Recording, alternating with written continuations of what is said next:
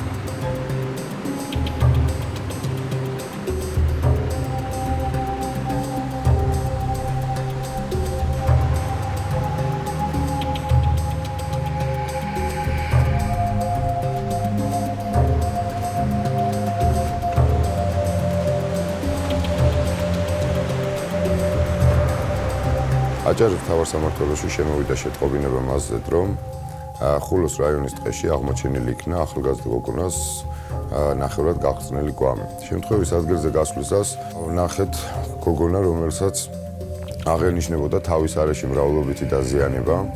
ამის შემდეგ პირველი საგამოძიებო მოქმედება იქნა ჩატარებული, დაცული იქნა შემთხვევის ადგილი და დეტალურად იქნა დათვალიერებული.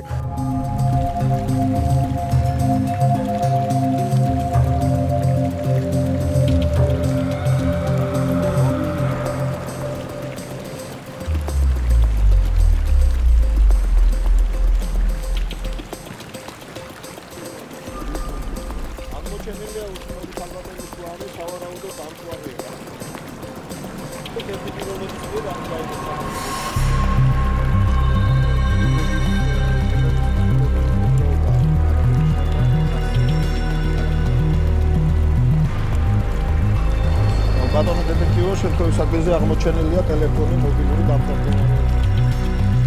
დანაშაულის ადგილზე დეტექტივებმა ნახევრად გახრწნილი, გარეული ცხოველებისგან დაზიანებული კვამი აღმოაჩინეს.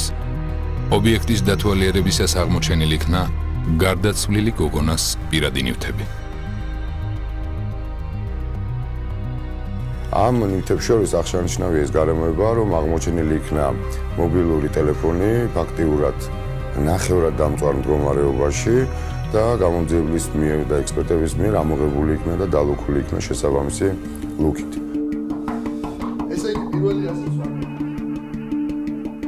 დეტექტივებმა შეიმუშავეს სამოქმედო გეგმა, სადაც პრიორიტეტები იქნა განსაზღვრული. პირველ რიგში დეტექტივებმა დანაშაულის ადგილზე აღმოჩენილი ნახევრად დამწვარი ტელეფონი ოპერატიულ ტექნიკურ ჯგუფს გადაუგზავნეს. მაგრამ გამოძიების მსვლელობა შეიძლება ჩიხში შესულიყო ნახევრად დამწვარი ტელეფონის გამო, რადგან ტექნიკურ ოპერატიულ ჯგუფს ვერ მოეხერხებინა მისი მეხსიერების ბარათის აღდგენა.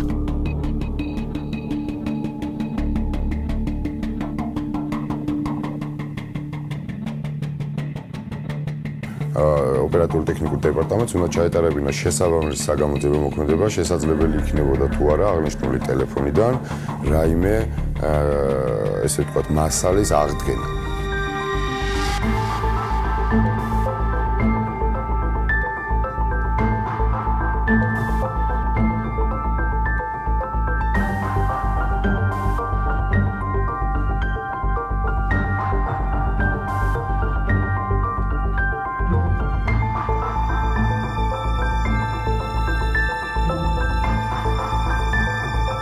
ოპერატიულ ტექნიკურ დეპარტამენტში მოხდა ტელეფონის შიდა მეხსიერების აღდგენა. ტელეფონში აღმოჩენილ ერთ-ერთ ფოტოზე გამოსახული გოგონას სამოსი ვიზუალურად ემთხვეოდა გარდაცვლილი გოგონას სამოსს, რაც შემდგომმა ლაბორატორიულმა სამუშაოებმა დაადასტურა. ოპერატიულმა ტექნიკურმა ჯგუფმა ტელეფონში აღმოჩენილ ფოტოებში ერთ-ერთი ღამის კლუბი ამოიცნეს, რითაც გამოძიება ახალ ფაზაში გადავიდა.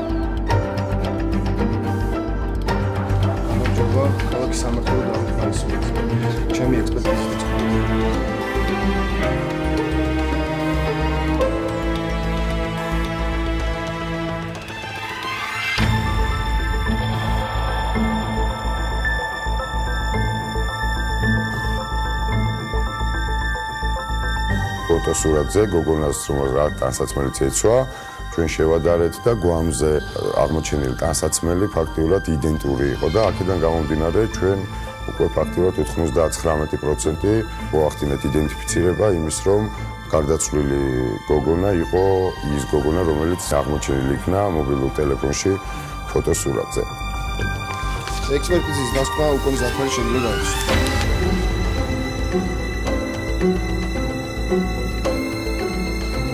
ერთ-ერთ სურათზე შევამჩნიეთ ამ გოგონას უკან ფონზე იყო ერთ-ერთი ღამის კლუბი, სადაც ჩვენ მივედით და მომსახურე პერსონალს იქ ჩდომ უზბეკეთის მოქალაქეებს, ქართველებს ყველას ვაჩვენეთ ეს სურათი და ჩვენ დასაბედნიეროდ ერთ-ერთმა გოგონამ ამოიცნო აღნიშნული პიროვნება. დეტექტივთა ჯგუფი ადგილობრივ ღამის კლუბს ესტუმრა. მათი მთავარი მიზანი გოგოს იდენტიფიცირების დადგენა იყო. მათ თან ჰქონდათ გარდაცვლილის პორტრეტი, რომელსაც ღამის კლუბის თანამშრომლებს და სტუმრებს აჩვენებდნენ.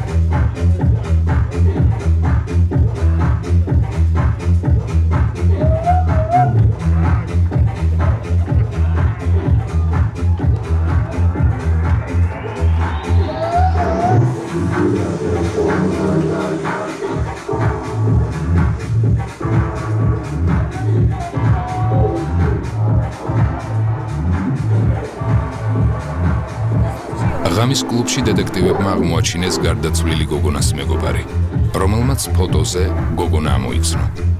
გაირკვა გარდაცვლილის ვინაობა და საქმიანობა.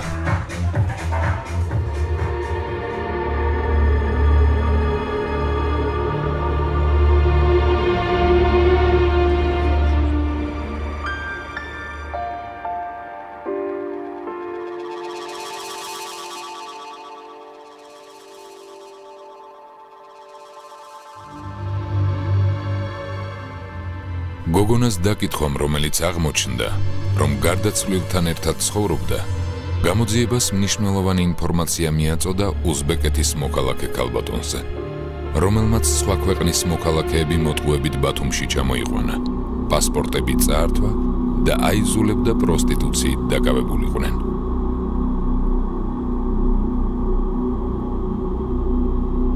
აღნიშნულმა გოგომ ჩვენ გაგვიმართა შემდეგი, რომ უზბეკეთის მოქალაქე ქალბატონთან ჩამოსულ გოგონას, მისივე თანამოქალაქეს ჰქონდა უთანხმოება, ისინი ხშირად იყვნენ კონფლიქტში ერთმანეთთან, ვინაიდან ეს ქალბატონი აიძულებდა ამ გოგონას მისი ნების საწინააღმდეგოდ მისთვის არასასურველ, ესე ვთქვათ, კლიენტებთან დაემყარებინა სექსუალური ურთიერთობა.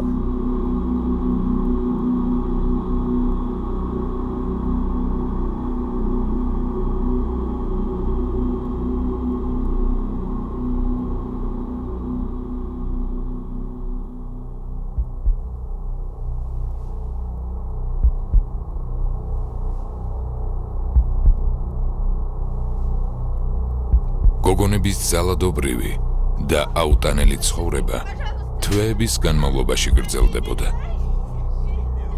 ამის შემდეგ ამათ შორის კონფლიქტი გადაიზარდა სიმწვავეში და აქედან გამომდინარე უკვე მიხვდა ეს ქალბატონი, რომ ამ გოგონას აქ გაჩერება იყო მისთვის საფრთხე და შესაძლებელი იყო, რომ ეს გოგონა წასულიყო პოლიციაში და მიემართა და იგი მას ხშირად ემუქრებოდა ამით, რომ აუცილებლად შეატყობინებდა პოლიციას იმის შესახებ, რომ ძალით აიძულებდა მას სექსუალური კავშირი დაემყარებინა მისთვის არასასურველ მამაკაცებთან და ამ უკანასკნელმა გადაწყვიტა ორი მეგობრის საშუალებით, ერთი ქართველი საქართველოს მოქალაქე, მეორე უზბეკეთის მოქალაქის საშუალებით ეს გოგონა მოეშორებინა საქართველოსთან და გაიშვა ისევ უზბეკეთში.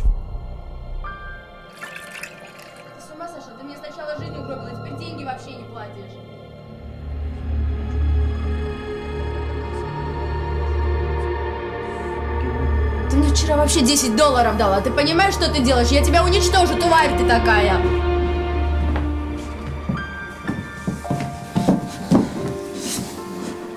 Ты что, сука? Бунтовать решила? გარდაცვლილსა და უზბეკეთის მოქალაქეს შორის კონფლიქტები გახშინდა. დაზარალებული იმ პირობებს აპროტესტებდა, რომელშიც ცხოვრება უწევდა.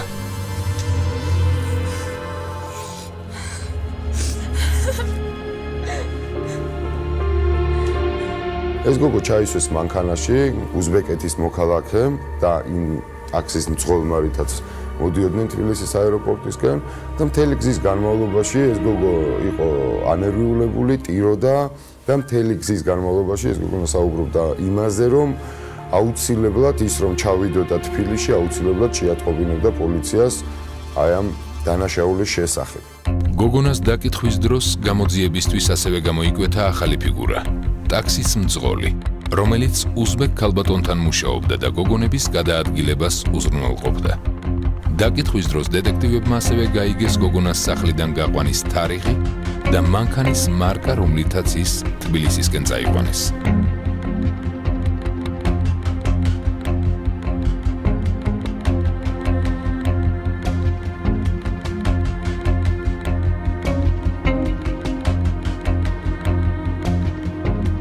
დეტექტივების მიერ ქალაქში განთავსებული სათვალთვალო კამერების ჩანაწერების გაშიფრვის შემდეგ დადგენილ იქნა აღნიშნული მანქანის მარშრუტი და სავარაუდო დამნაშავეების ვინაობა.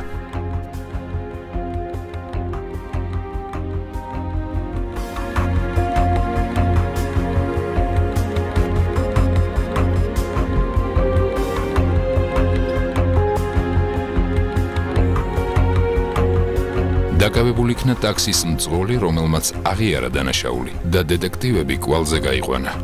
უზბეკეთის მოქალაქემ გადაწყვიტა, რომ ვინაიდან იგრძნო უკვე საფრთხე, რომ რეალური იყო და ეს აუცილებლად მივიდოდა და განაცხადებდა პოლიციაში, გადაწყვიტა მისი თავიდან მოშორება.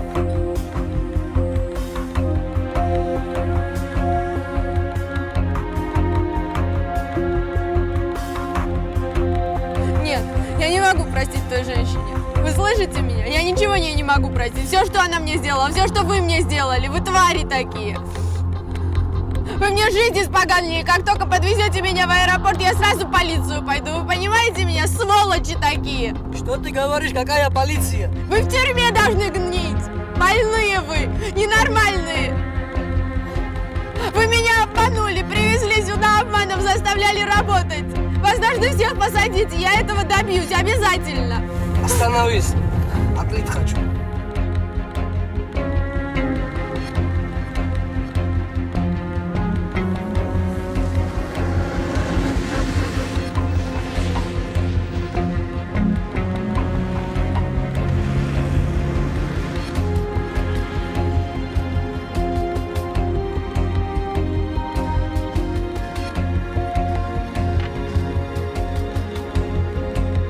Алло. Алло, это я. Эта сучка решила на нас полицию заявить. Что мне делать? Перезвоню.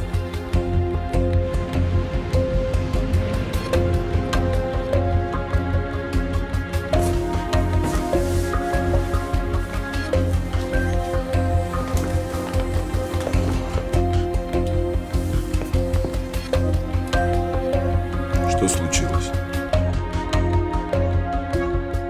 უზბეკმა ქალბატონმა მიიღო გადაწყვეტილება გოგონას ბათუმში დაბრუნების და მისი თავიდან მოშორების თაობაზე. Ее надо убрать. ამ ქალბატონმა თხოვა, რომ გარკვეული თანხის სანაცვლოდ, კერძოდ $6,000 ამერიკული დოლარის სანაცვლოდ, გადაუხდიდა ეს მათ ამ თანხას და თხოვა, რომ ეს გოგონა მოეშორებინა თავიდან. ანუ მან შეუყვეთა მისი მკვლელობა.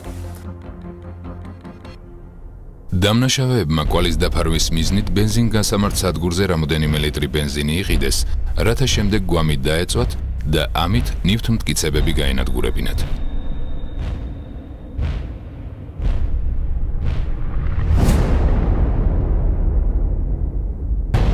გოგონა ქალაქის შემოგარენში ერთ-ერთ ტყეში აიყვანეს და ბლაგვის საგნის თავში ჩარტყმით სიცოცხლეს გამოასალმეს.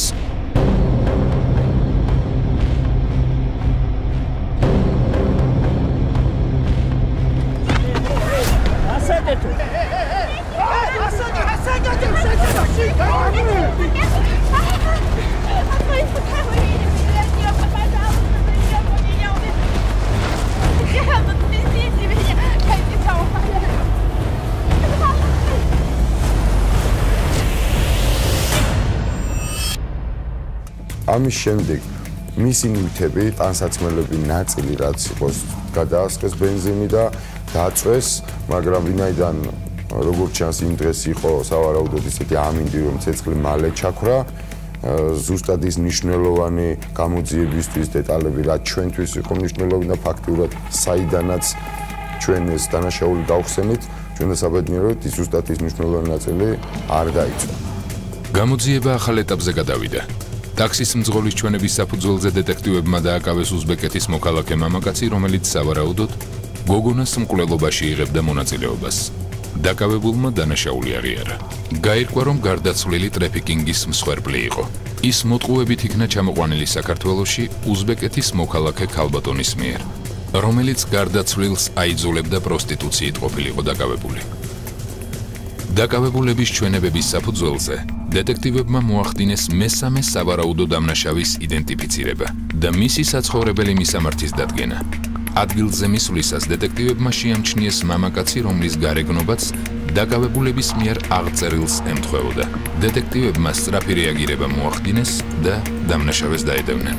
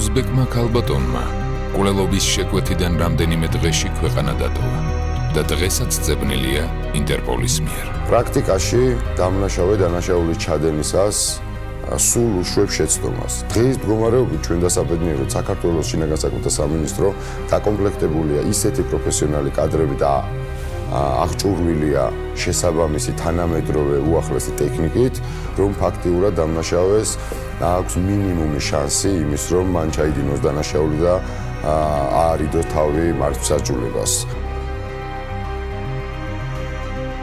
ხოლო დაჭარაში 2013 წელს ტრაფიკინგის 5 ფაქტი გამოვლინდა და 5-ვე გახსნილია. აღსანიშნავია, რომ წინა წლებში აჭარის რეგიონში ტრაფიკინგის მუხლით არც ერთი საქმე არ აღწრულა.